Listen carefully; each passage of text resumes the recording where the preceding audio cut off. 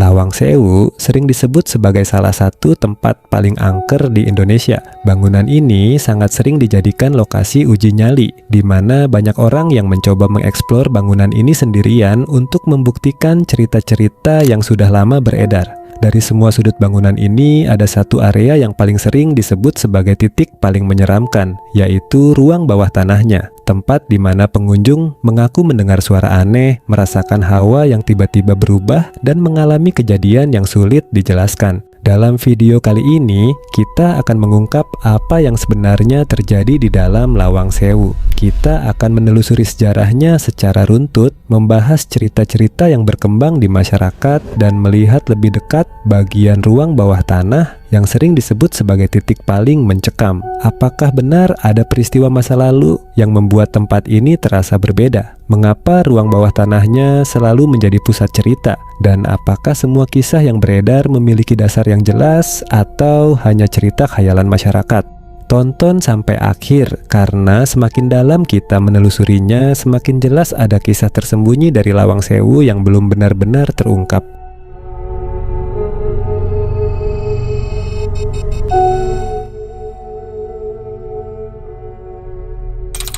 Lawang Sewu di Semarang dikenal sebagai salah satu bangunan bersejarah yang memiliki bentuk dan ukuran yang tidak biasa. Untuk memahaminya secara lebih utuh, kita bisa mulai dari makna namanya. Lawang Sewu dalam bahasa Jawa berarti 1000 pintu, sebuah sebutan yang muncul karena banyaknya pintu dan jendela tinggi yang berjajar di hampir seluruh bagian bangunan, menciptakan ilusi visual seolah jumlahnya sangat banyak dan tidak berujung. Julukan tersebut bukan berarti jumlahnya benar-benar 1000, melainkan kiasan yang muncul karena ketika dilihat dari kejauhan, bangunan ini tampak dipenuhi bukaan pintu yang tersusun rapi dan berulang, hingga akhirnya nama itu melekat kuat dan menjadi identitas yang dikenal luas sampai sekarang. Sejak awal dibangun pada awal abad ke-20, gedung ini memang dirancang sebagai bangunan besar dengan konsep arsitektur Eropa yang disesuaikan dengan iklim tropis Indonesia. Pembangunannya dimulai pada tahun 1904 sebagai kantor pusat perusahaan kereta api swasta milik Belanda. Pada masa itu, Semarang memegang peranan penting sebagai kota pelabuhan dan pusat perdagangan, sehingga kebutuhan akan kantor administrasi yang besar dan modern menjadi semakin mendesak. Lawang Sewu pun berfungsi sebagai pusat pengaturan jalur dan operasional perkeretaapian di Pulau Jawa. Perjalanan bangunan ini tidak berhenti pada masa kolonial. Lawang Sewu juga melalui periode pendudukan Jepang dan menjadi bagian dari sejarah penting dalam pertempuran 5 hari di Semarang pada tahun 1945. Setelah melewati berbagai fase sejarah yang penuh dinamika, gedung ini kemudian dipugar dan kini difungsikan sebagai museum sekaligus destinasi wisata yang kental akan nilai sejarah. Jika ada satu bagian dari Lawang Sewu yang paling sering disebut ketika orang membicarakan sisi menyeramkannya, maka jawabannya hampir selalu sama: ruang bawah tanah.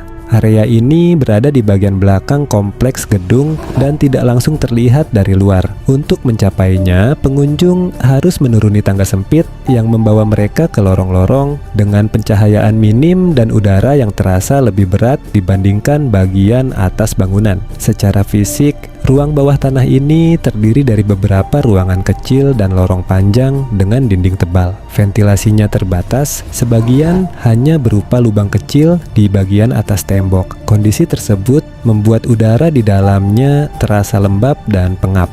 Pada masa pendudukan Jepang, ruang-ruang ini diyakini digunakan sebagai tempat penyiksaan dan eksekusi para tahanan. Kisah-kisah mengenai perlakuan kejam yang terjadi di dalamnya terus beredar dari generasi ke generasi. Meski detail pastinya sulit diverifikasi secara menyeluruh, narasi tentang penderitaan para tahanan sudah terlanjur melekat kuat pada ruang bawah tanah tersebut. Gambaran tentang orang-orang yang dikurung dalam ruang gelap tanpa cahaya dan udara yang cukup membentuk imajinasi kolektif yang begitu kuat hingga terasa hidup kembali setiap kali seseorang melangkah turun ke sana. Banyak pengunjung yang mengaku merasakan perubahan suasana secara drastis ketika memasuki area ini. Ada yang mengatakan hawa di dalamnya terasa jauh lebih dingin meski cuaca di luar panas. Sebagian lainnya mengaku mendengar suara samar menyerupai rintihan atau langkah kaki, padahal lorong tampak kosong. Cerita tentang bau anyir yang muncul tiba-tiba juga sering disebut, terutama di sudut-sudut ruangan yang paling jarang dilewati. Beberapa pemandu wisata lokal bahkan membagikan pengalaman pribadi mereka saat harus berjaga di sekitar area tersebut. Ada yang merasa seperti diawasi dari balik dinding, ada pula yang mengaku pernah melihat bayangan bergerak cepat di ujung lorong. Meskipun tidak semua orang mengalami hal yang sama, kesamaan cerita tentang rasa tidak nyaman dan sensasi tertekan membuat ruang bawah tanah ini dianggap sebagai pusat energi paling berat di seluruh kompleks Lawang Sewu. Seiring semakin seringnya ruang bawah tanah di Lawang Sewu dibahas, cerita tentang penampakan pun ikut berkembang. Tidak sedikit orang yang mengaku melihat sosok tertentu di area gedung, terutama ketika suasana mulai sepi menjelang sore atau saat malam hari. Meski kisahnya beragam, ada beberapa gambaran yang terus muncul dan diceritakan berulang kali oleh pengunjung maupun warga sekitar. Salah satu sosok yang paling sering muncul adalah perempuan berambut panjang dengan pakaian bergaya Eropa lama atau biasanya disebut Noni Belanda. Beberapa orang mengaku melihatnya berdiri diam di ujung lorong, sementara yang lain mengatakan sosok tersebut tampak melintas cepat di balik pintu-pintu tinggi. Gambaran ini sering dikaitkan dengan masa kolonial Belanda, seolah-olah ada figur dari masa lalu yang masih tertinggal di antara dinding-dinding tua itu. Dan ketika cerita-cerita tentang penampakan tersebut mulai menyebar, para pembuat konten horor merasa tertarik untuk membuktikannya secara langsung.